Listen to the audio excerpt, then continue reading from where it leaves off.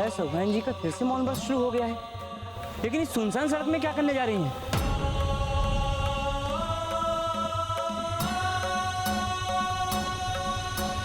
Mummy अनर्थ हो गया। भाई साहब क्या हुआ? सब बर्बाद हो गया मम्मी। पर मम्मा, ये पूजा आपने पापा की आत्मा की शांति के लिए रखी थी ना? तारा प्लीज समझने की कोशिश कर, पूजा अगले साल भी हो जाएगी। तारा मैं सब बात नहीं कर सकती। मम्मा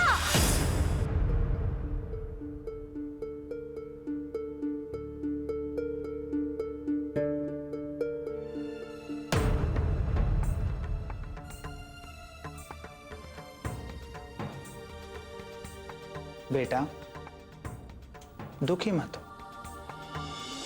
हम जानते हैं कि तुम अपने पिता की लाडली बेटी हो, तुम अपने पिता से बहुत प्यार करती थी। लेकिन बेटा मनुष्य के हाथ में कुछ भी नहीं होता, ये तो सब नियति का लिखा हुआ है। तो बस ये मान लो कि ये पूजा तुम्हारे पिताजी के भाग्य में थी ही नहीं। अब अपना जी छोटा ना करो, आओ मेरे साथ ये समेटने में मेरी मदद करो।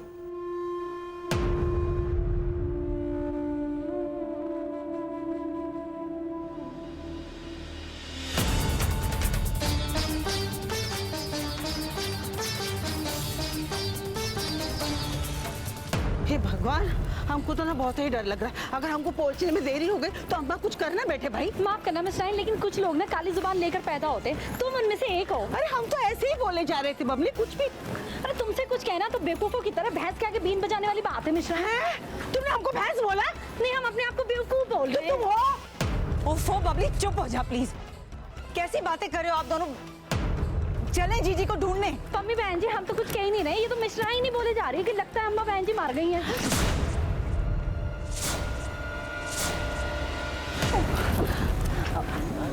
माफ करना साहू जी, मैं तो ऐसा कुछ बोल ही नहीं रही हूँ। तो मिश्रा ही नहीं है कि कह रही कि शायद अम्मा बहन जी मर गई हो। हमको माफ कर दो साहू जी। वो क्या है ना, हमारी जुबान तो इतनी गंदी है, दिमाग तो और ही गंदा है।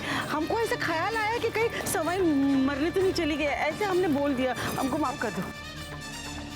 भाई साहब आप इनकी बातें मत सुनिए, जीजी को कुछ नहीं हुआ है। चलिए चलिए उन्हें ढूंढने चलते हैं। चलिए भाई साहब।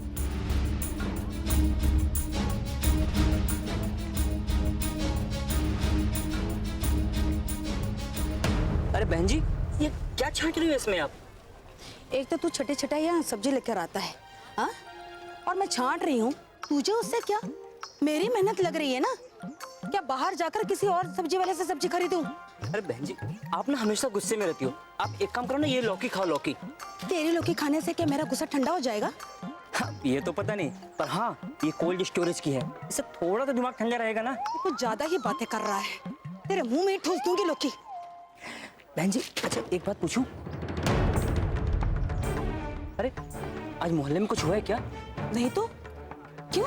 तू क्यों पूछ रहा है ऐसे? अरे सभी साहूआन जी को देखा था, वो बदमाश जा रही थी। साहू जी, मिश्राइन जी और पम्मी जी सब इधर ही भागे आ रहे हैं। अरे हाँ, तो सभी लोग तो इस तरफ ही आ रहे हैं और सबके चेहरे पे तो हवाइयाँ उड़ी हुई है।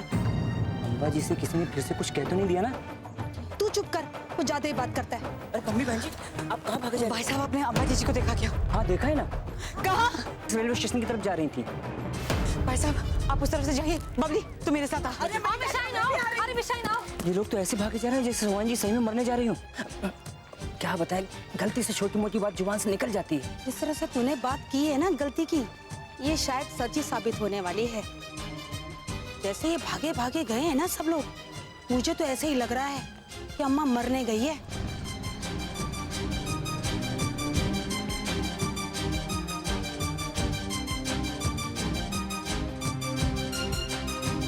बेटिया जो हुआ सो हुआ, लेकिन एक बात तुम अपनी माँ को अवश्य बता देना कि संकल्प लेकर कोई भी पूजा अधूरी छोड़ी जाती है ना तो बहुत बड़ी विपत्ति आती है। और ये श्राद्ध की पूजा, अरे श्राद्ध की पूजा तो कभी अधूरी छोड़ी ही नहीं जा सकती।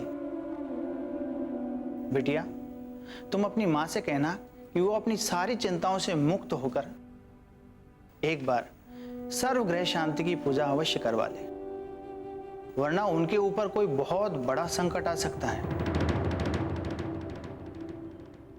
बेटा तुम चिंता मत करो, मैं साहू परिवार के लिए मंदिर में पूजा करूंगा।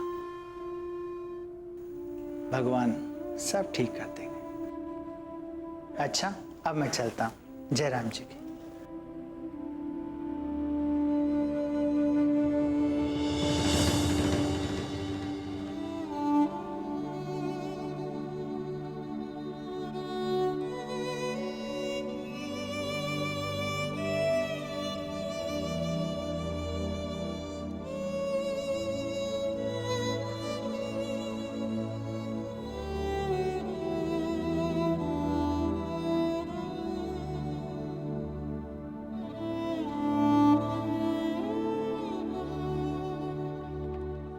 नहीं मिश्रान, आपने ठीक किया। कम से कम अब उस जगह तो ढूंढना नहीं पड़ेगा जीजी को। पम्मी बहन जी, हमें तो लगता है कि उधर चल के ढूंढे क्या। अरे हम ये कह रहे हैं कि जो कुछ भी करना है जल्दी करो। सवाइन को गए हुए बहुत ही देर हो गई है भाई, समझ क्यों नहीं रही है तुम लोग?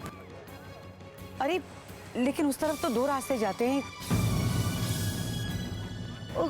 कर्नाट प्लेस। वहाँ क्यों? अरे वही तो है ना रेलवे स्टेशन। अरे मिश्राइन, लेकिन रेलवे स्टेशन पर अम्मा बहन जी क्या करेंगी जाके? अरे तुम चुप करो बाबली, तुमको तो कुछ समझ नहीं है। अरे हमारी उल्टी खोपड़िया में ना एक सीधी सी बात आई है।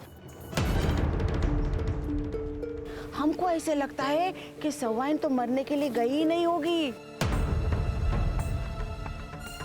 हाँ, ये शहर और ये सब लोगों से छुटकारा पाने के लिए छोड़कर चली गई होगी। हाँ अभी बहन जी, मिश्राइन की उल्टी खोपड़ी में ना पहली बार सही गल आई है। चलो अपन कर्नाट प्लेस चलते हैं। चलो।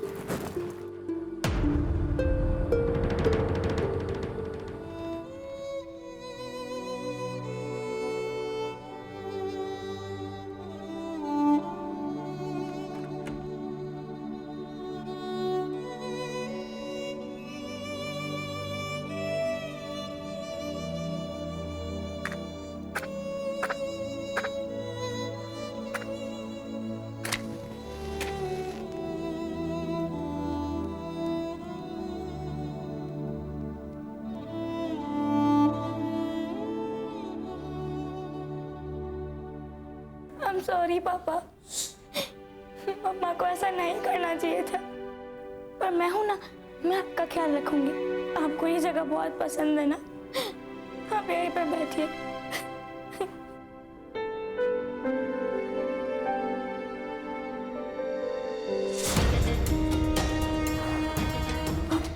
पापा, इस संकल्प लेकर कोई भी पूजा अधूरी छोड़ी जाती है ना, तो बहुत बड़ी विपत्ति आती है।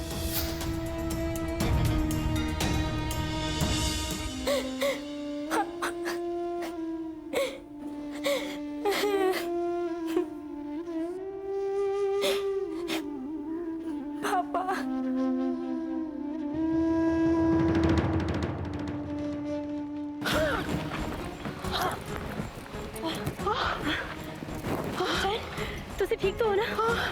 हमको ये मरा दर्द क्यों उठा? बैठक तो नहीं आएगा ना? तुसी बैठो जी पहले। हे भगवान, हाँ, हे भगवान, इस दर्द को अभी होना था। अब थोड़ी देर बैठेंगे ना तो हम ठीक हो जाएंगे। बबली, ये कोनो अटक पटक तो नहीं है ना? वो क्या है ना मिशाइन, मम्मी बहन जी तो भी बहुत आगे निकल गई होंगी, अम्मा बहन जी तक पहुंचने ही वाली होंगी, और ताऊ भाई साहब भी अब तो वहां पहुंच गए होंगे। तुसी चिंता ना करो, अम्मा बहन जी को अब कुछ नहीं होगा। तुसी जानते हो ना, जब अपने कस के हाथ पकड़ते हैं ना तो कोई अपना हाथ छुड़ा नहीं पाता है। देखो आप ना बैठो, थोड़ा आराम मिले तो घर चले जाओ, मैं उनके पीछे जाकर आती हूँ। अच्छा ठीक है, तुम उसके साथ वहाँ ढूंढो, हम उधर पीछे वाले मोहल्ले में जाकर एक बार और ढूंढ लेंगे, हम अभी ठीक हो जाएंगे। हाँ ठीक, तुम जाओ, अपना ध्यान रखना। हाँ जाओ। किसका फोन आया होगा? अम्मा को तो फोन नहीं होगा। हेलो, अरे बिटवा, कैसे हो तुम? हाँ, तुमको पता है ना, अगर तुमको कुछ हो जाता है तो हमारी तो जान ही निकल जाती है। अगर हमारे बच्चे के शरीर पे एक को खरोच होना तो हमको तो बर्दाश्त ही नहीं होता है ना बेटा।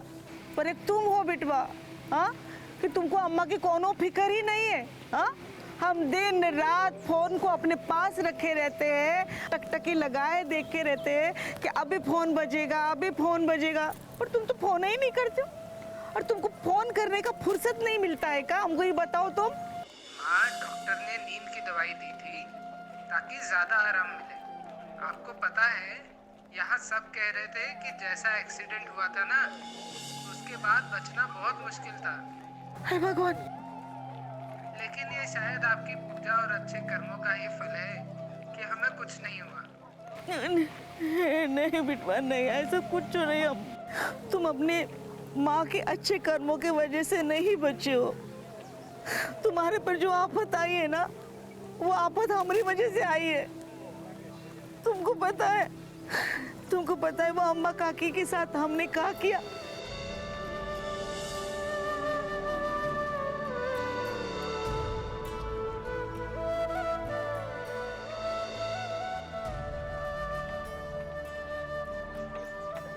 अच्छा अम्मा, अभी हम फोन रखते हैं, बाद में बात करेंगे। ठीक है बिटवा, ठीक है, अपना ख्याल रखना तू।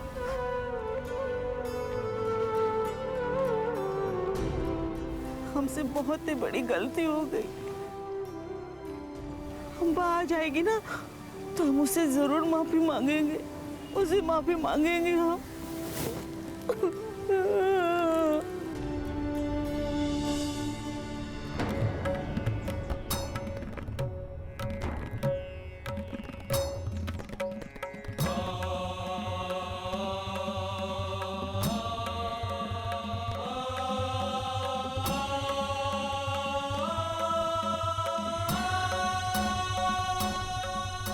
सच ही है कि दूसरों को दोष देने से पहले इंसान को एक बार अपने अंदर झांक कर देख लेना चाहिए।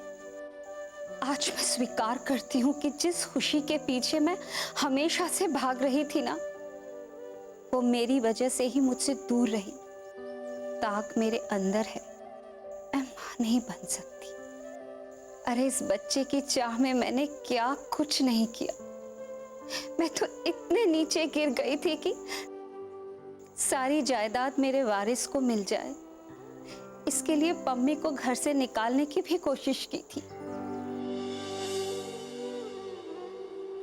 कोई मन्नत पूरी हुई है क्या सुहाइन? मन्नत ही समझो। अरे मिश्राइन, तुम वो एक किराएदार की बात कर रही थी ना, उससे बात कर लेना। मेरा ऊपर वाला घर अब खाली होने वाला है। लेकिन वहाँ तो पार्लर है ना तुम्हारी देवरानी का। बस एक दिन की टिमटाम है, कल से तो ना पार्लर रहेगा और ना पार्लर वाली। वो 10,000 से ज्यादा नहीं दे पाएंगे, और तुम तो पम्मी से 15,000 रुपए लेती हो ना। चलो तुम्हारे लिए मैं 12,000 कर दूंगी। अब अपनों के लिए तो इतना करना ही पड़ता है ना।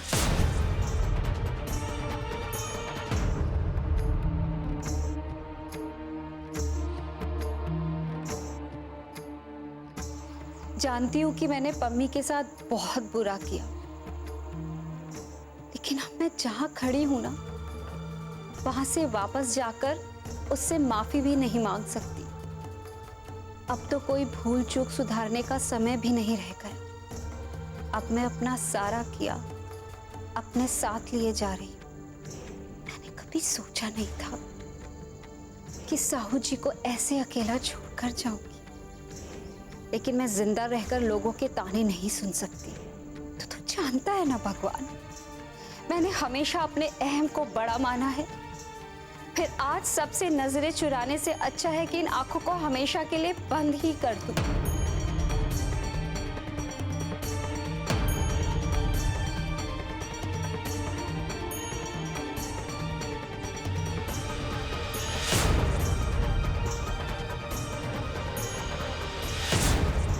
हे भगवान।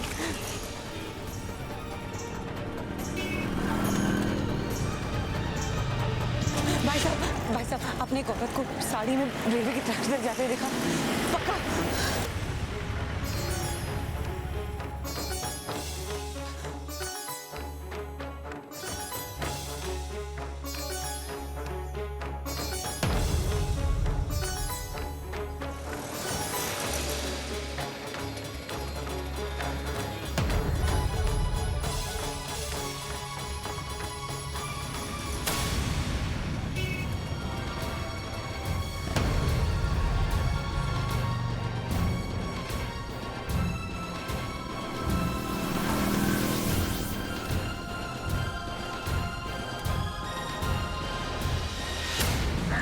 भगवान, ये तो जीजी की चप्पल है।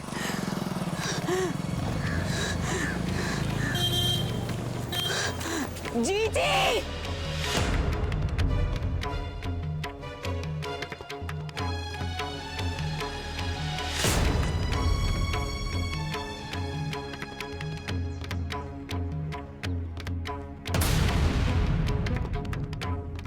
मम्मी, बस तुमने बात कर कर उन्हें समझाया और वो मान भी गए। अरे नहीं जीजी, मैंने ऐसा कुछ नहीं किया। भाई साहब ने तो जस्ट मुझसे सुझाव मांगा था, मैंने उन्हें वही कहा जो आपसे कहा।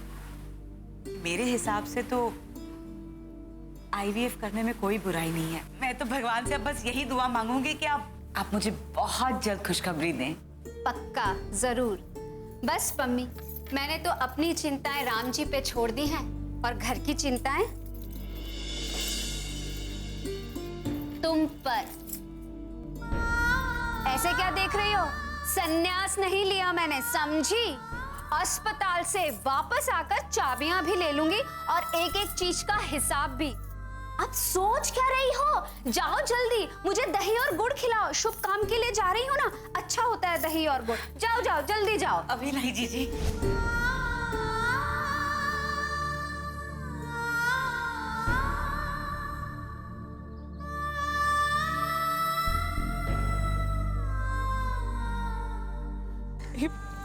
जी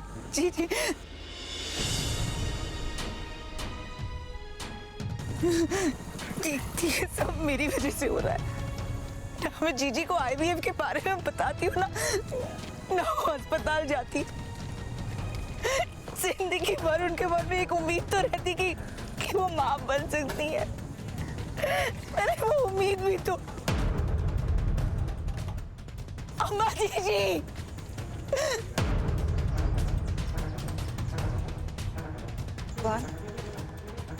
एक बार तो तूने अपनी चौखट से लौटा दिया ना, इस बार ऐसा मत करना। तू तो हर किसी को अपनी शरण में ले लेता है ना, मुझे भी ले ले। अब जीने के लिए कुछ भी नहीं बचा। अब कोई मोह नहीं है, कोई लालसा नहीं है।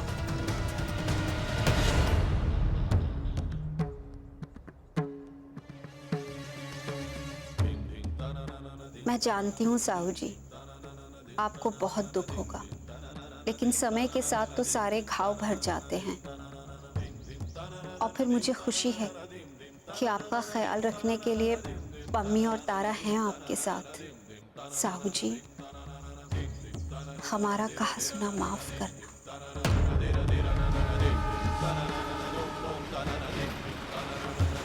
ये दिल भी कितना अजीब होता है।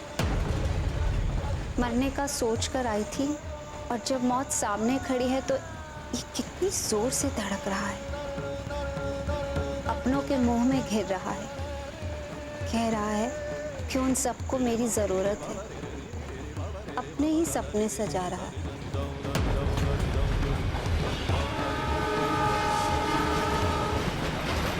काश कि आज आखिरी बार मैं आपको जी भर के आपकी पसंद का खाना खिला सकती, लेकिन अब सब खत्म। अब तो मेरी मौत और मेरी जिंदगी के बीच बस कुछ ही सांसें बची हैं।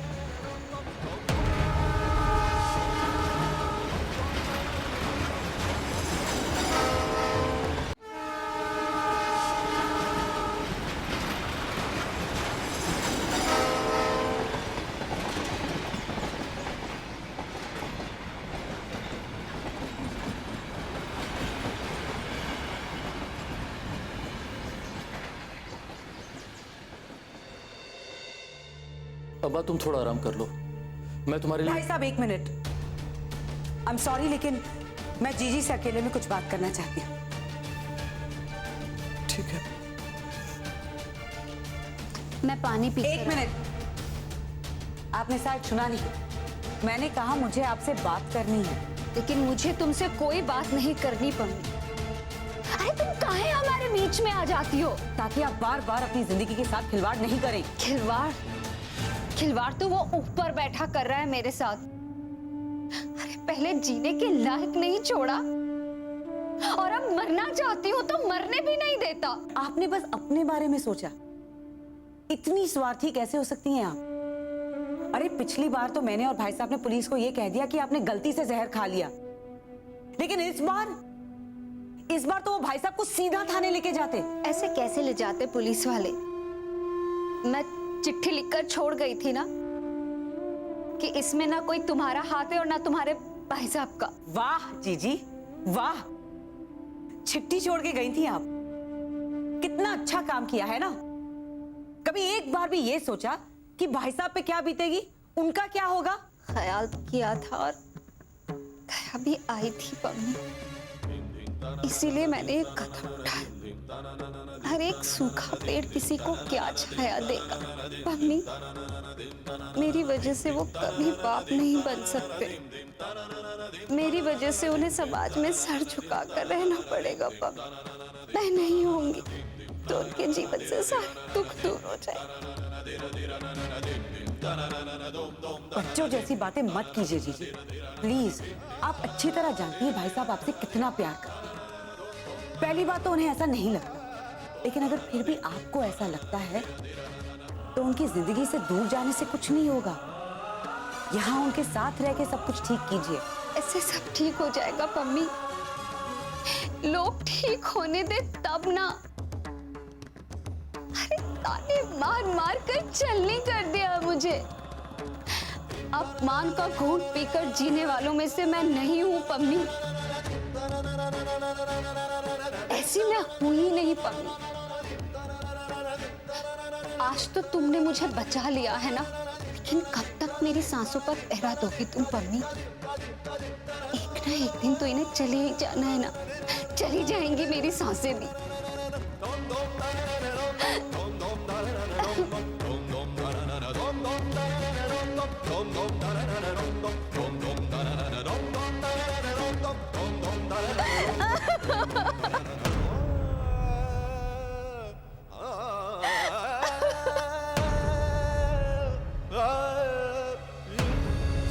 बिना सोचे समझे हमने इतना बड़ा कांड कर दिया।